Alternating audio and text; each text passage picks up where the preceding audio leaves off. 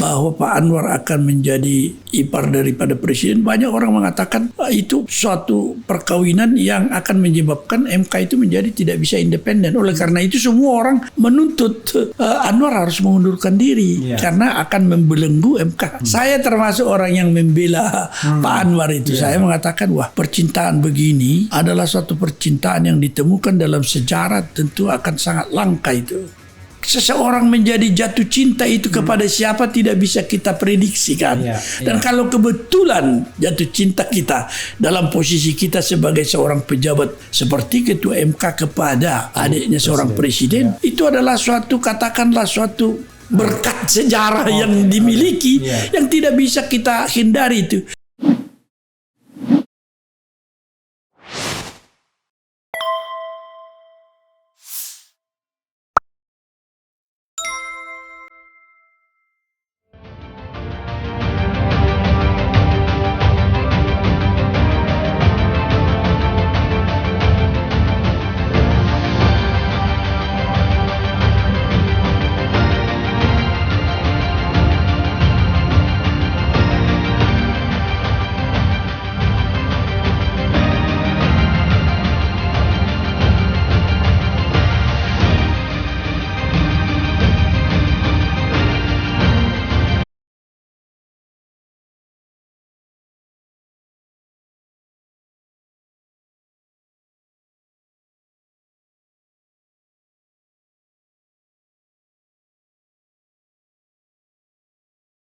Kenapa dulu saya merasakan MK itu jauh lebih dihormati oleh cabang kekuasaan lainnya, entah itu eksekutif maupun legislatif, dibanding hari ini.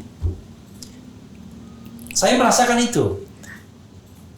Jadi terutama yang periode pertama ya, 2003-2008, itu jauh lebih dihormati.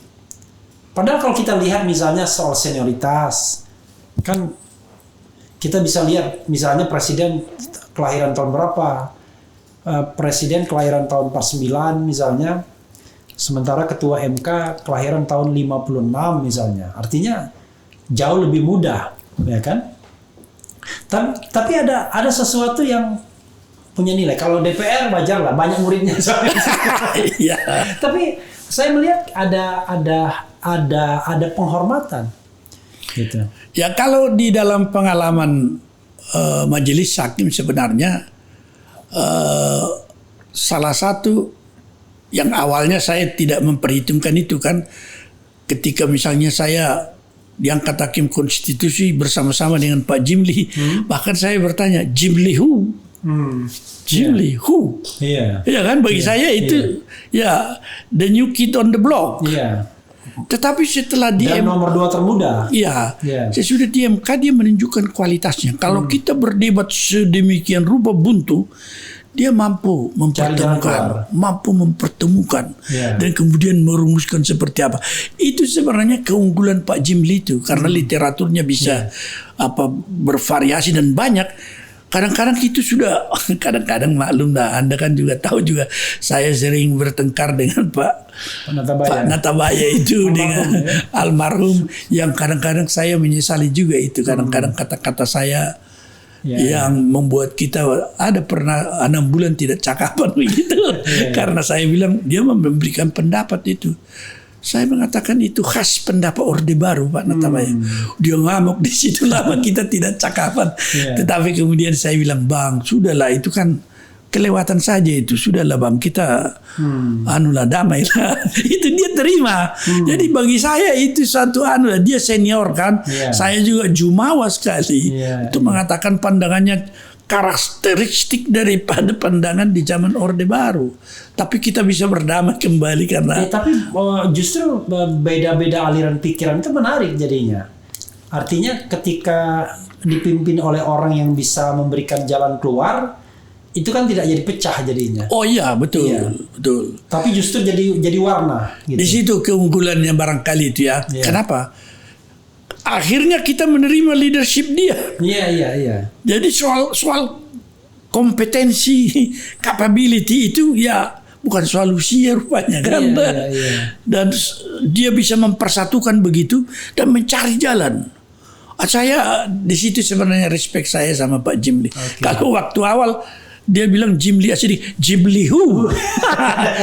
Saya belum pernah dengarin. Saya lulusan UI saya bilang.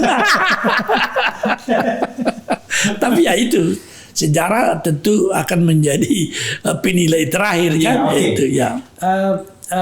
Ya, makanya orang bilang yang namanya ketua MK tuh Pak Jimli aja, yang lainnya pengganti, Yang lain penggantinya. penggantinya. Apa Mahmud juga cukup ini. Tapi ketika periode Pak Mahmud sudah mulai ada kan anasir kayak kasus-kasus itu muncul kan. Udah. Tapi kita balik ke terakhir ini yang current ini dengan formasi sekarang ini.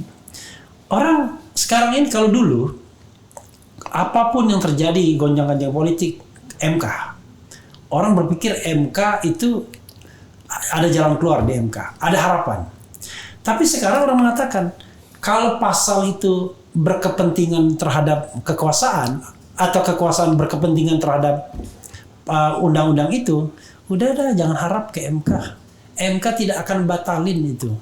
Itu stigmatisasi itu sudah muncul dan orang nggak mau di KUHP misalnya, RUU KUHP, nggak mau orang ke MK karena orang menganggap nggak mungkin MK mau batalkan pasal-pasal penghinaan presiden, penghinaan lembaga negara misalnya, karena dia punya kepentingan untuk itu dan dia terlalu dekat dengan kekuasaan sehingga tidak ada lagi jarak antara kekuasaan eksekutif, legislatif dengan MK itu. Jadi seperti betul-betul seperti keluarga dalam pengertian sesungguhnya. Jadi gimana Pak Maru? Ya, Itu memprihatinkan soalnya. Ya, itu mungkin suatu perkembangan atau fenomena yang terjadi yang kita harapkan tadinya bisa diluruskan oleh Ketua MK yang saat ini menjadi ipar daripada Presiden.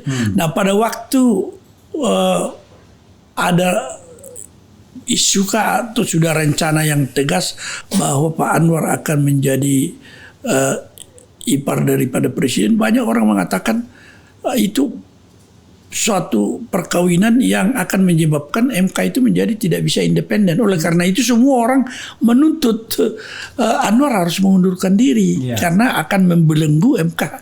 Saya termasuk orang yang membela Pak Anwar itu. Saya mengatakan wah, percintaan begini adalah suatu percintaan yang ditemukan dalam sejarah, tentu akan sangat langka itu.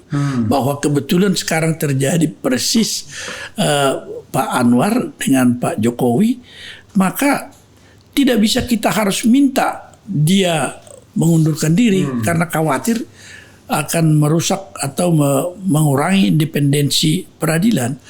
Karena menurut saya ya, ini secara fair saja, dari sisi hak asasi manusia, seseorang menjadi jatuh cinta itu kepada siapa tidak bisa kita prediksikan. Dan kalau kebetulan jatuh cinta kita dalam posisi kita sebagai seorang pejabat seperti Ketua MK kepada adiknya seorang presiden, itu adalah suatu, katakanlah suatu sejarah itu, apa namanya itu, berkat sejarah yang dimiliki yang tidak bisa kita hindari itu.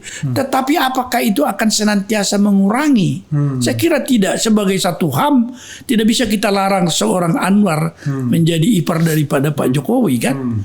Tetapi bahwa kita berharap dia akan bisa secara kekeluargaan memberitahukan konsep-konsep konstitusionalisme dan independence of the judiciary seperti dalam kondisi sekarang dengan sangat baik, dan menurut saya itu akan jauh lebih akan diterima oleh presiden. Tentu saja presiden atau seorang pejabat akan lebih percaya kepada keluarganya sendiri dibanding orang lain.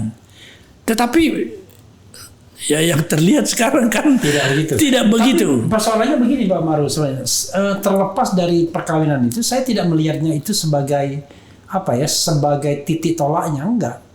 Bahkan sebelum itu sudah terjadi juga. Misalnya beberapa putusan, kan sebelum itu kan sudah ada juga beberapa putusan kan. Ada putusan tentang undang-undang KPK misalnya, putusan tentang hak angket gitu-gitu. Putusan tentang presidensial threshold, malah saya sampai marah dalam diri saya. Saya sampai mengatakan hakim MK itu sontoloy, sampai saking marahnya saya. Kenapa? Oke lah, kalau soal perbedaan mazhab pikiran apa-apa itu soal lain. Tapi ketika tidak menerima legal standing seorang misalnya Gatot Nurmantio, anggota-anggota DPD, Partai Umat, saya jadi bingung. Tiba-tiba warga Muara Karang yang mempermasalahkan jabatan ketua MK diterima legal standing. Pening kepala saya. Pening banget. Kata orang Batak itu pening kepala saya, bayangkan. Presidensial threshold yang itu kepentingan kita rakyat Indonesia ini, saya nggak mungkin nggak bilang nggak punya kepentingan dengan threshold itu. Saya butuh presiden yang lebih bervariasi kan, kira-kira begitu. Tidak diterima. Gatot Nurmantio tidak mungkin tidak berkepentingan terhadap presidensial threshold karena dia pengen nyalon presiden. Partai Umat tidak mungkin tidak berkepentingan terhadap presidensial threshold karena dia tidak punya standing untuk mengajukan calon. Tidak diterima semua legal standingnya. Jadi tidak bisa kita masuk ke inti persoalan lagi. Tapi ketika ada warga Muara Karang mengajukan judicial review tentang jabatan ketua MK yang otomatis lalu kemudian diubah oleh hakim MK di mana ketua MK menjadi dissenting sendiri, diterima. Lalu apa kepentingan langsung warga Muara Karang itu dibandingkan kepentingannya Gatot Nurmantio atau Partai Umat atau anggota-anggota DPD? Itulah saya bilang pening saya. Ya, kalau di dalam beberapa hal ini saya agak beda Pak Refli ya. Barangkali mungkin karena saya menjadi saksi ahli dalam beberapa perkara itu. Tetapi saya melihatnya begini, bahwa konsistensi yang harus ada di putusan, karena memang DPR sendiri yang menciptakan itu. Kalau sudah diputus tapi landasan konstitusional sama, tidak boleh lagi kan.